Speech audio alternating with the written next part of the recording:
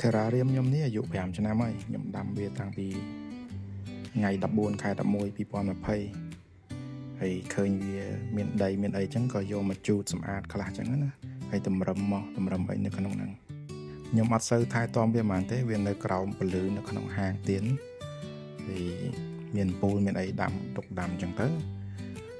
ហើយពីមុនមានរុក្ខជាតិផ្សេងខ្លះដែរតែវាងាប់ខ្លះទៅចឹងណាមិនហើយក៏វាដុះថ្មីធម្មតាទេអាហ្នឹងវាអាចមានរុក្ខជាតិខ្លះងាប់ចឹងហើយខ្ញុំដាំថែមក៏បានហើយនៅក្នុងនេះវាដុះថែមមកពីដុះវាដុះពីម៉ោះមកចឹងណានៅក្នុងម៉ោះនោះវាមានក្របចឹងទៅវាដុះមកមាន fern 3ប្រភេទដែល fern នេះឥឡូវវានៅតូចទេប៉ុន្តែវាអាចនឹងធំជាងហ្នឹងបើសិនជាវាធំជាងហ្នឹងយើងអាចដកចោលឬមួយក៏កាត់ចេញប៉ុន្តែសម្រាប់វាប៉ុណ្ណឹងឥឡូវយើង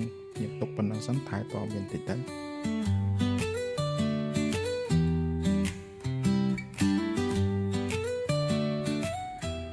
ម៉ោះនេះបើវាដុះរៀង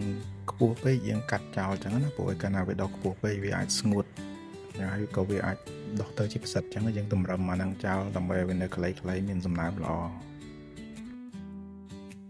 Terrarium មិនពិបាកថែទាំទេ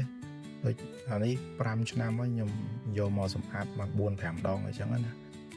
អាចលើសហ្នឹងក៏ថាបានខ្ញុំភ្លេចហើយថាខ្ញុំសម្អាតវាប្រហែលដងប៉ុន្តែអត់ញឹកញាប់ទេរាប់ខែ 4-5 ខែធ្វើម្ដងក៏បានដែរឲ្យទៅវាដុះលូតលាស់បានន័យថាវាស៊ាំនៅក្នុងហ្នឹងហើយយើងអត់សូវថែទាំខ្លាំងទេអ្វីដែលសំខាន់សម្រាប់វានោះគឺត្រូវមានពលឺគ្រប់គ្រាន់ខ្ញុំដាំវានៅក្រោមពូលមួយមកល្អគួរសមដែរអញ្ចឹងដើម្បីឲ្យមានពលឺដុះហើយយើងមានប្រហោងខ្យល់ឲ្យវាបានន័យថាមានខ្យល់ចូលគ្រប់គ្រាន់ហើយបើមានខ្យល់ចូលគ្រប់គ្រាន់ក៏យើងមើលថែមទៀតថាតើសំណើមនៅក្នុងនឹងមានគ្រប់គ្រាន់អត់មើលតាំងពីដីខាងក្រោមនឹងនៅសើមហើយនឹងកាម៉ោះនឹងនៅមានសំណើមខ្លះៗអត់ចឹងបើអញ្ចឹងទេវាស្ងួតពេកបាទថ្ងៃហ្នឹងតែប៉ុណ្្នឹងទេអរគុណច្រើន